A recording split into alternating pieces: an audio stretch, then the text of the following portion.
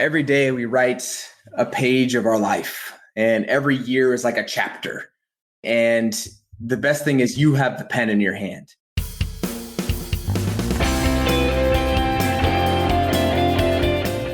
Welcome to Everybody Pulls the Tarp, the go-to podcast for high performers.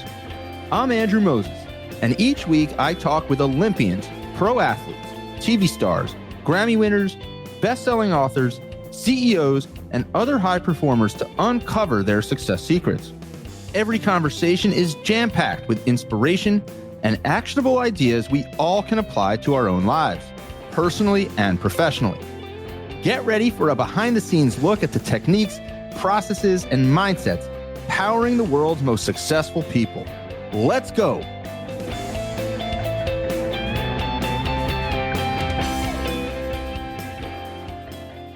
Hi, everyone. This week, I'm excited to welcome Washington Commanders running back Austin Ekeler back to Everybody Pulls the Tarp. Austin was first a guest here on Everybody Pulls the Tarp back in September 2023. At the time, Austin was with the LA Chargers, where he established himself as one of the top players in the NFL and led the entire league in total touchdowns in 2021 and 2022. This past offseason, Austin signed as a free agent with the Washington Commanders and has officially kicked off his first season with his new team. And as many of you will remember, if you listened to my first conversation with Austin in 2023, his journey to the NFL is one of the most remarkable and improbable stories you'll ever hear. In high school, Austin was lightly recruited and overlooked by Division I college football scouts. He went on to play at the Division II level, where he starred for Western Colorado University. Austin didn't get selected in the NFL draft, but eventually signed a free agent contract with the LA Chargers in 2017, where he went on to become one of the most dynamic, versatile, and successful players in the NFL. Everything in Austin's career is a testament to his work ethic, determination, and extraordinary self-belief. And in addition to his success on the field, Austin applies the same energy and commitment off of it as well as a philanthropist and entrepreneur. He launched the Austin Ekeler Foundation with a mission of creating opportunities for others. And he's also building Eksperience, a next-generation technology platform driving fan and athlete connection. In addition, Austin is passionate about building his real estate portfolio and other entrepreneurial ventures as well. So now in our latest conversation, which you are about to hear, Austin shares a behind-the-scenes look at his recent experience navigating NFL free agency, his decision to join the Washington Commanders, how he prepared for his first season with a new team, and so much more. This episode is filled with actionable ideas that apply far beyond football. For example, you'll hear powerful lessons from Austin on how to find situations where you can add the most value, how to become more multi-dimensional, and ways to effectively and efficiently add new challenges to your plate. This conversation was a ton of fun, and I can't wait for you to hear it. So, let's pull the tarp and get straight to Austin Ekeler. Where I want to begin, how do you go about, when you're going to become a free agent, how do you go about identifying situations and teams and organizations that might be a good fit for you? And then what was it in particular about Washington that really stood out for you? Yeah, I think what's important to know is that both sides have a similar type of mindset. And that's, they want to make sure that the players that they bring in are going to provide the most value for their team, right? As a player, I want the same thing. I want to be able to provide the most value for that team. Now, just because they have the same mindset doesn't mean they have the same perspective, right? Meaning some teams might think, oh, you're a player, you're probably not going to bring value, where you as a player might think you can bring value. This is the dance that we play during free agency. We're all looking for the best place to show and provide value and offer that and get compensated for that. And now that's what we have to actually identify. Okay, is this a place where we agree on the type of value that I'll provide? And if so, do we agree on the number of for the compensation for that value that we think is going to be provided? So that's what free agency is. It's a big frenzy of, okay, where are you going to land? Is this team good for you? Is it not? So for me, when it came to Washington, it's the same scenario. Okay, Austin, look, this is what you've done in your career. This is what we've seen from you in the past. For me, I'm like, okay, I've been put in a position where I would love to be at a tandem backfield. And guess what? Washington has that. Actually, they also have my old head coach, who was my coach when I was in a tandem backfield and had a lot of success. And so this was the opportunity where I was like, hey, this seems like there's an aligned value here where, yes, we want someone to be able to complement Brian Robinson over here in Washington. And guess what? I happen to be in the market for being a complimentary, not necessarily not a backup in any means, but actually like, hey, we're a duo out there, a tandem on the field like you see across the league. So that's how I ended up in Washington as well. We're all constantly faced with situations where we're trying to match up, right? We're trying to match up and put ourselves in situations where we can be successful and where we can add value. So I'm curious, like if we just put Washington aside for a second, you talked about scenarios that pop up for people where the perceptions of what you believe you can bring and what they believe you can bring don't match up. So based upon your experience, what do you do in situations like that where you don't have that alignment, either something on the field or off the field? Because I think that's a lesson that we all can kind of dig into a little bit. That is a baller question. Let's go, man. I see why people watch the show and keep coming back, man. Questions like that really are like, let's get into the good stuff, man. Let's get into the good stuff. So I appreciate that question because it is so true. It is so transferable to life in general, where we're all trying to find where we can add value as an individual, but then also on the other side as people that are hiring or creating teams to go and implement and build and do things. And so for us as an individual, what is my job? Let's say I'm out in the job market. I'm trying to put myself in a position to add as much value where I can get compensated for as much as I possibly can. Well, I have to bring skills to the table. What are my skills? And are my skills of that type of value to where I'm trying to go? Or are they at the level of where they need to be for me to demand the type of compensation I want? If they're not, then guess what? That's what I have to work on. I have to continue to work on. It doesn't mean you can't find those opportunities. It just might not mean you can get the exact job that you want right now. You might need to go find alternative jobs that are similar so you can continue to craft your skills. The more skills you have, the more power, the more, when I say power, I mean things like the more knowledge, the more experience, the more connections, the more community around you, the more type of content that you're consuming and continuing to educate yourself on this stuff. That creates power, creates a leverage for yourself that you can then put on the table and utilize and say, this is why I can bring value. This is why I should be compensated in this manner. Now there's two sides that it takes to dance. So you can only control that. You can only control your inputs. You can't control their inputs, but when you're able to bring more of those inputs, it gets a better position for you to leverage yourself to demand more from that other side and hopefully find some type of middle ground where you see, yes, this is an agreeable spot to do this service together. How do you balance that feedback loop of like figuring out what feedback you get from people that you need to act upon and what feedback you don't? Like, how do you reconcile those two things? I am my toughest critic. Like, I am harder on myself than anyone could ever be, even though I'm still in sports, which you get coaching immediately, you get immediate feedback. Most of the time at this point, I've been around football so much and had high expectations for myself to perform at a high level that I can already coach myself before my coach can even get to me. I already know the techniques I need to be using because I've been doing this for so long, like 22 years now that I've been playing this sport.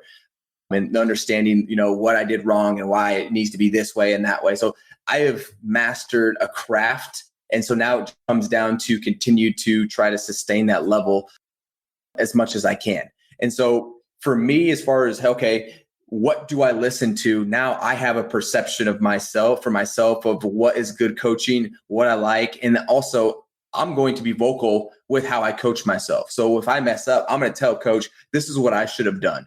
Right. And so I'm going to take the initiative and give you my feedback before you're even able to give me my feedback, Hey, coach, this is what I think. And then I hear how they respond to what I'm saying so that I know, hey, if they give me a feedback that's different than what I was thinking, now I can tweak how I'm thinking about it so that when I do it again, that new nugget that I just got is now part of my new thought process. So it's being self-constructive first, vocalizing that to whoever's giving you that feedback, and then taking that with a grain of salt. If, hey, is that something I actually could implement into my routine or to my fundamentals? And then that's how you continue to grow. And you do that over and over and over and over again. And now the way you critique yourself is so defined because you've gone through it through repetition and you've tweaked it here and there that you become an expert. I absolutely Love that, Austin. I mean, that's such an important idea and a framework to put a pin in. This idea of being self-aware, being self-constructive, then vocalizing it to the people around you.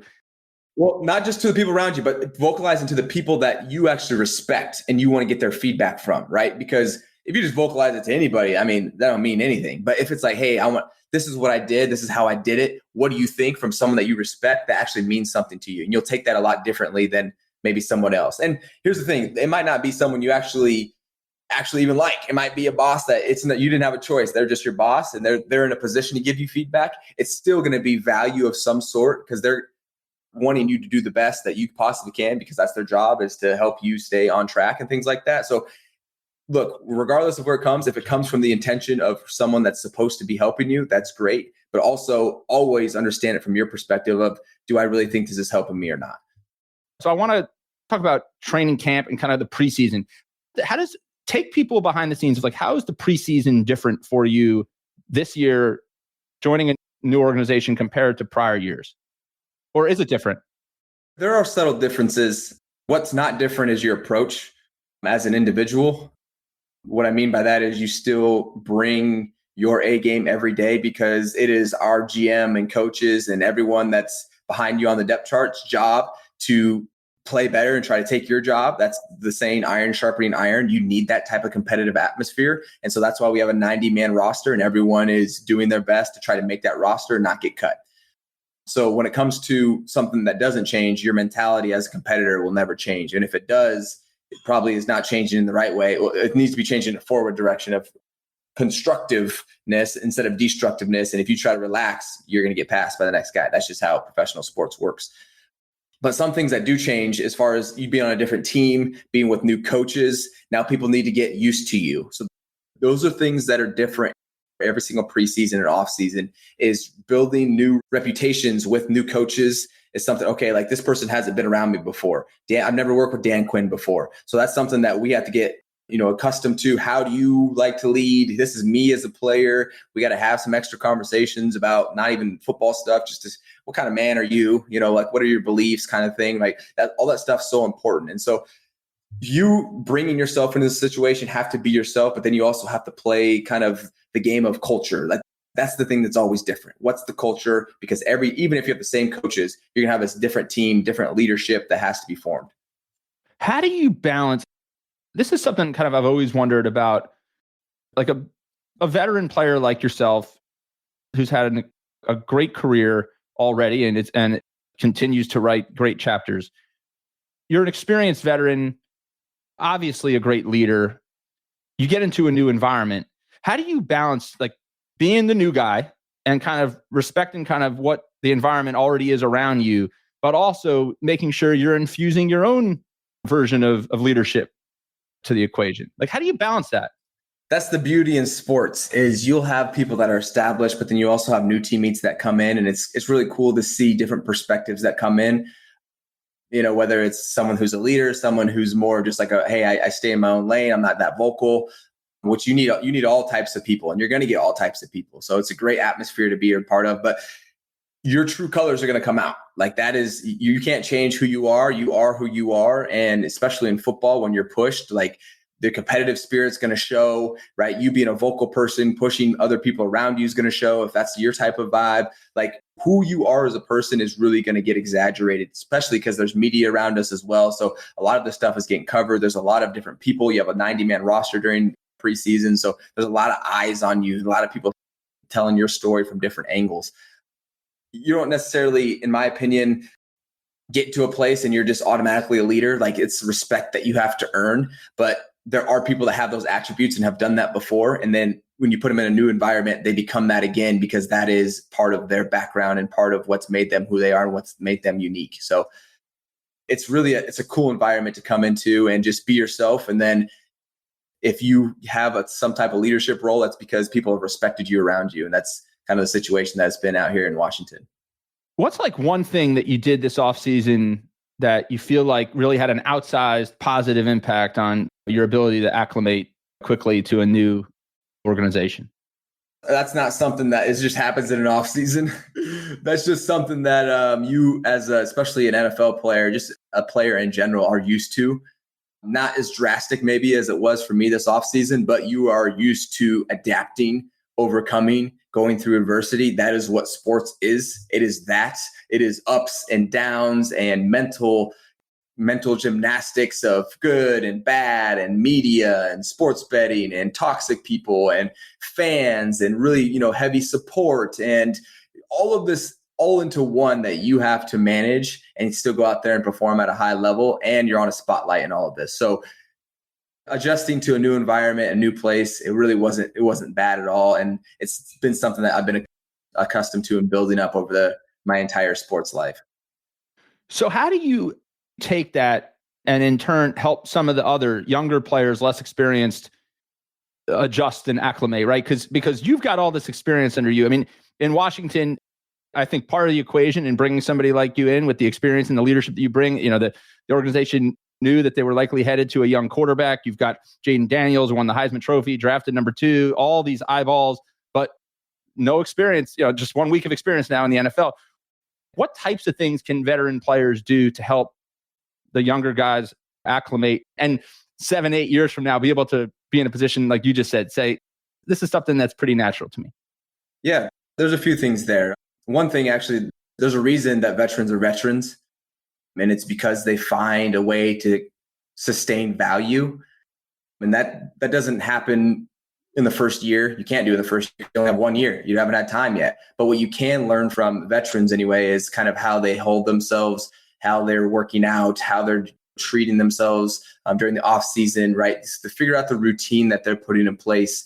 And not only that on a physical, but a mental as well. Like how are they talking? Like what's their mindset? Like how are they carrying themselves as an individual? And here's the thing, not everyone is the same. There's actually people that are very different. And so as a rookie, this is what I tell the rookies. I say, focus solely on just football. That is it right now, because your capabilities right now and your importance needs to be focused highly on this so you can get yourself established. Your capabilities are going to continue to grow as you continue to get more years under your belt. And what I mean by that, you're going to have more experience. What does that experience do to you? It gives you more times to try things, to see people, to be around different groups, to see what you like, what you don't like. And as you continue to build your experience and the things you've been exposed to, you'll understand what you like to do and what you don't. And that is going to turn into what it looks like for you if you're going to become a veteran or not, right? Those decisions during those moments. But first, you got to get through the first year, and it's year by year. And as you continue to do that, you'll continue to expand your capabilities and your understanding, and you'll be able to hone in on what you like, what you want to do, and what's going to keep you around this league, hopefully for a long time. In our last conversation, Austin, we spent a lot of time talking about a lot of your off the field ventures, the Austin Ekeler Foundation, Eksperience, which is a next generation tech platform to help athletes and fans connect. Yeah, all kinds of different off the field ventures, a real estate portfolio, lots of different things. When did you feel like you had kind of let's call it like the foundation built, right? Not the foundation from the Austin Ekeler Foundation perspective, but when did you feel like you had that baseline, that your focus on football had been enough that you could start to put your eyes onto some other things, and then like your football stuff wouldn't kind of fall off in terms of the radar? Yeah, that's another great question. I think there's some context that's actually important to talk about. And then we'll get into the foundation of when I felt like I was ready to expand beyond other things outside of football. But going into football, my mindset was, I want to be a business major. I want to go into business. That's where I want to find an opportunity in the short term. That's where I thought. I wasn't really focused on make it to the NFL. I was focused on building myself up as a business professional and finding a space in there. So that's important, because that's where it's going to show up later on in this story. Is so I get this opportunity to go into the NFL, and it's my new biggest opportunity to change my entire life trajectory. So I immerse myself in that. I really put myself in a place mentally where I'm like, this, Austin, your life depends on this. That's what I'm telling myself. I'm like, you have to make this work, or you at least have to put every ounce of your energy into this. So at the end of the day, you can say that was everything I could have given. If it's enough, great. If not, we can bring that energy and go do something else with it. Ended up being enough. And so after my first year, I had kind of really established myself, went into my second year, really those first 2 years, really just focused on football. Actually, after my first year, I went back to school, finished my degree. So I was just going to school and training. season starts back up, I'm just back right to football. And so for my first 2 years, really head down, trying to understand playbooks, trying to understand philosophies, understand what coaches are telling me, studying all of this stuff. And so really took that time to understand the ecosystem of the NFL and really started to become a veteran and really started to expand my exposure, as I was mentioning. And so I understood, okay, how I wanted to treat my off seasons and how I wanted to go forward and how that translates going into the season. It was after my second year, which I really was like, okay, I feel like I know what I need to do this off season. And so I freed up some bandwidth because I wasn't trying to figure it out as much. I had figured something out. This is what I'm going to do. I'm going to stick to this regimen. And so now I had freed up a little bit of bandwidth. Me being an entrepreneur, I have some extra bandwidth. What can I do with it? That's immediately what my mind's going to. What can I do with this extra time in my mental that I feel like I can fill with something? And so taking care of the football stuff, started getting into real estate. And that is the philosophy that's continued to compound, where it's like, okay, let me continue to hone in and make my football time as efficient as possible and as effective as possible so I can play at a high level, but get it done in the most time efficient time, right? During the off season, during the season, and then clear up some bandwidth for something else. And then I'll bring something else in, do the same thing with that. All right, let's start getting this project going. All right, make it efficient, got another bandwidth. All right, put it on. And then now this is 8 years later after doing this. Now we have a team of like 10 of us that have built up over time managing various projects, but it's because we continue to repeat that type of process where we get really good at something, get really efficient at it, and then, hey, let's build something on top of that one or build another one. Speaking of progress, I know there's been a lot of progress on the Eksperience app. I mentioned it moments ago. We talked about it a year ago in our last conversation. This is a next generation tech platform to help athletes and fans connect. You recently announced a new partnership with your alma mater, Western Colorado University.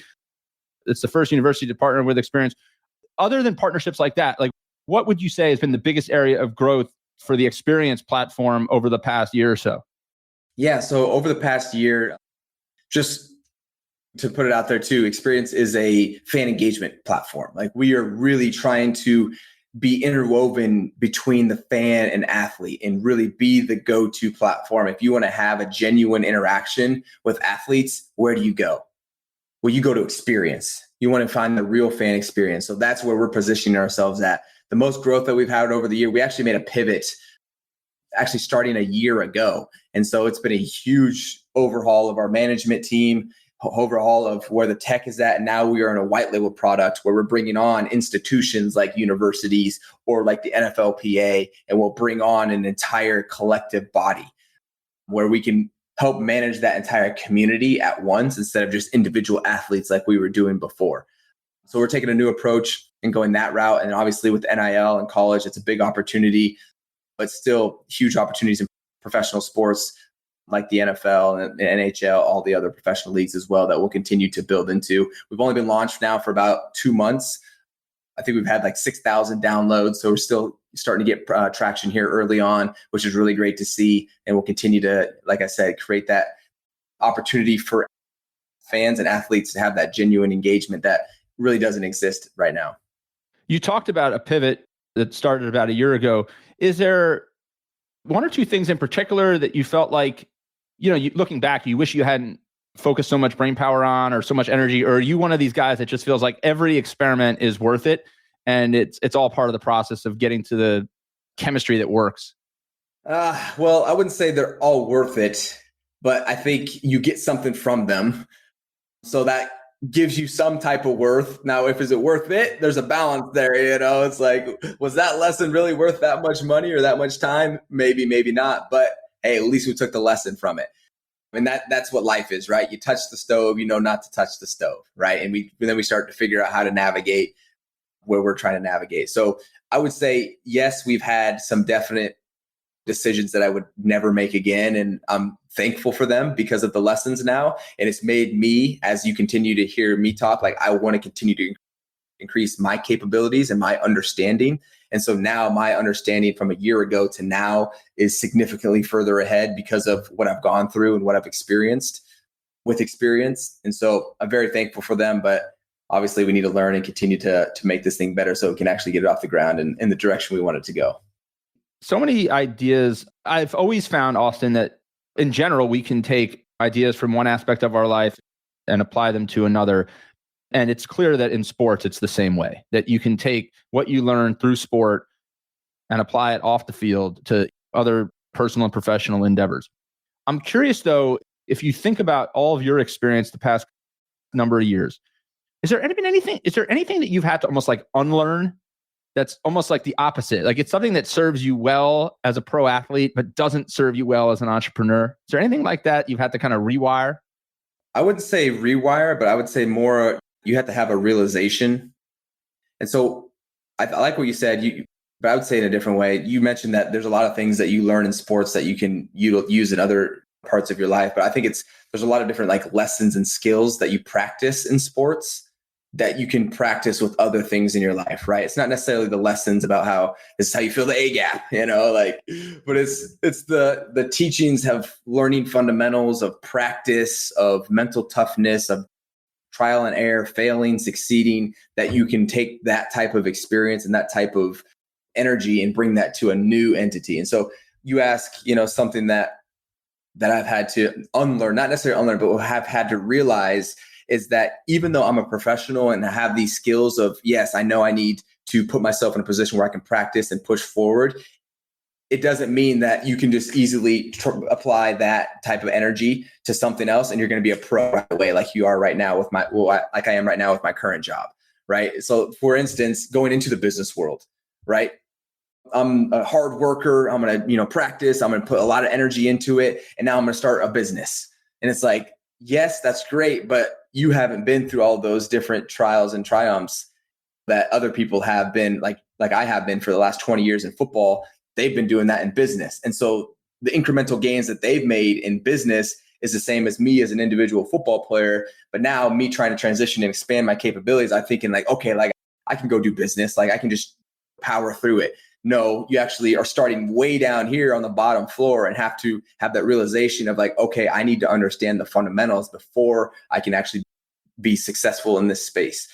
So that was the realization that I've had to have is, hey, especially in the tech world, like this is not just a open up the shop and make some cookies for people coming down the street and market on. It's like, hey, you have to have tech people, you have to have a legal team, you have to be able to, manage different people, you have to have product, you have to have an understanding of what you're building on, React Native and all these new terms and things like that. So the realization has been dramatic of even running a team, right? Bringing in an executive team, working with contractors. And so things that if you're a business individual and have been in this, like it's like the back of your hand, just like if you talk to me about football. So that's one thing I haven't had to unlearn, but have had to have a realization on.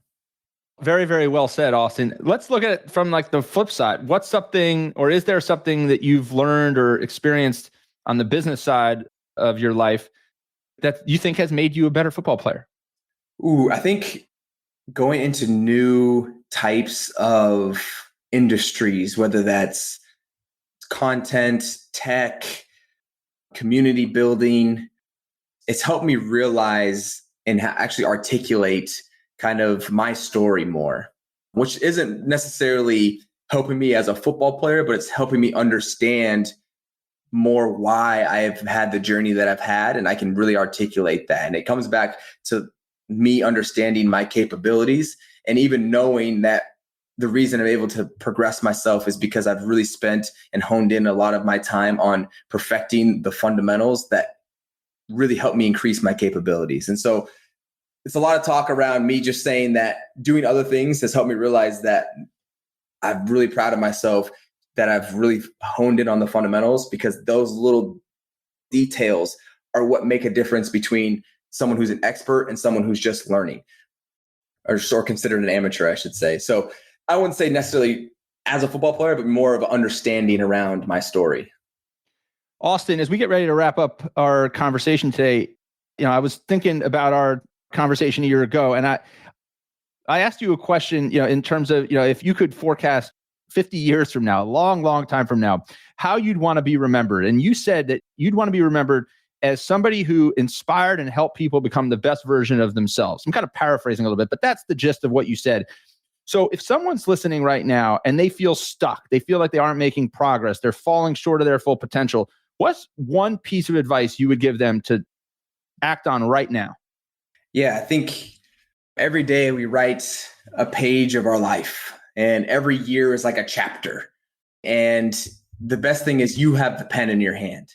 And so you are writing your story right now, which means you can change your story, which means if you feel like you're not going down the path that your life is going to be the book that you hope you write for yourself, you can understand that and realize that. And if you do realize that, you're actually one step ahead of a lot of people, because now you're like, okay, I know I want to make a change. Now you have the pen in your hand. Okay, what type of change is that going to be made? And here's how you make the change. Okay, where do I want to go? You have to have a direction. It might just be wanting to better yourself and just expand your knowledge and expand what you want to do. You don't even know what you want to do. Maybe you want to know what you want to do.